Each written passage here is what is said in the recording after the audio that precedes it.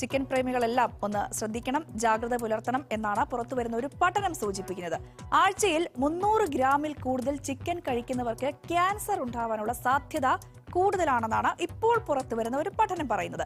എന്നാൽ ഇക്കാര്യത്തിൽ ആശങ്കപ്പെടേണ്ടതില്ല, ചില കാര്യങ്ങൾ കൂടി ഉണ്ട്. അത് അസീന പറഞ്ഞുതരും.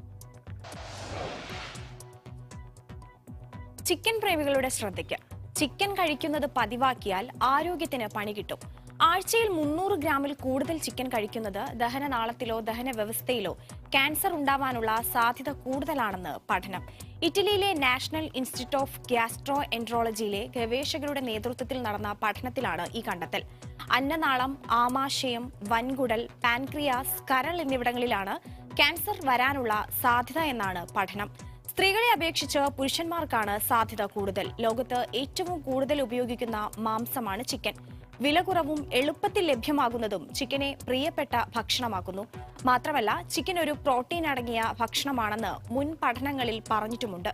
എന്നാൽ ന്യൂട്രിയൻസ് ജേണലിൽ പ്രസിദ്ധീകരിച്ച പുതിയ പഠനത്തിലാണ് ഈ കണ്ടെത്തൽ. അതേസമയം ചിക്കന്റെ പരിമിതമായ ഉപയോഗം ദോഷം ചെയ്യില്ലെന്നും ഗവേഷകർ പറയുന്നു. മാംസം ഒരുപാട് സമയം വേവിക്കുന്നത് ഒഴിവാക്കുന്നതും ഗുണം ചെയ്യും. ആശങ്കപ്പെടേണ്ട സാഹചര്യമില്ലെന്നും കൂടുതൽ സ്ഥിരീകരണത്തിന് ആഴത്തിലുള്ള പഠനം അനിവാര്യമാണെന്നുമാണ് ഗവേഷകർ പറയുന്നത്.